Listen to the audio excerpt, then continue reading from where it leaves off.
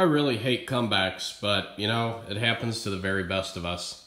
So the 2002 Excursion is back in the garage here again for a coolant leak.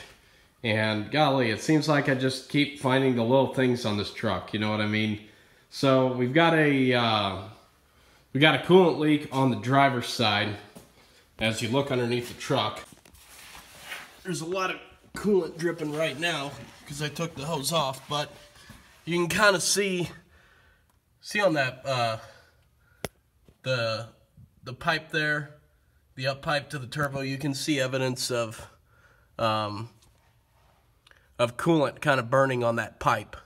So I got to looking around and I'm trying to figure out where the leak's coming from, and it looks like it's coming from up top by the driver's side valve cover, but I can't be sure.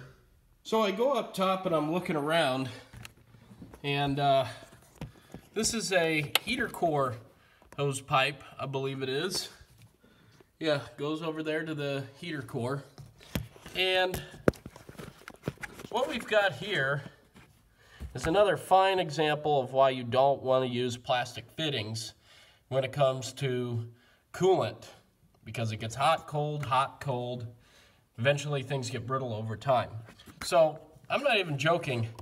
This pipe was literally just sitting on here, kind of like that. I went to wiggle it and check to see if it was, you know, tight, maybe leaking from there, and the thing literally came off of my hand. You can see in the pipe there, see the plastic, the remains of the plastic pipe that's in there that broke off. And this is what I don't understand. Why you have a metal pipe right here and you have a rubber hose right here? Why didn't they, from the factory, just slide that onto the metal pipe and use a good old proven hose clamp? I don't get it. But instead, they have to use all this plastic mumbo jumbo. Maybe it makes it easier at the factory, I don't know. But as you can see, here's a little plastic end of the hose, and it just broke off. It fractured due to becoming brittle from all the hot, cold that almost 400,000 miles has done to that pipe. I mean, there's a little seal. So, you know, I get it. It's probably a little faster, a little easier at the factory, but I'm literally not even going to replace this hose right here. I'm going to cut off the section that has the metal collar around it and has the remains of the plastic tube inside of it.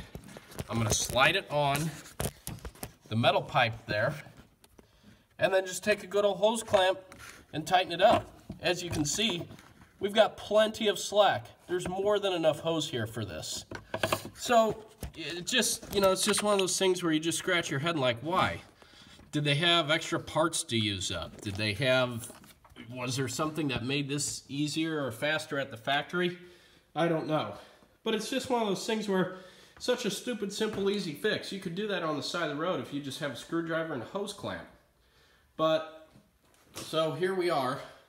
At least it was a quick and easy fix, and the water pump in there is still sealing fine.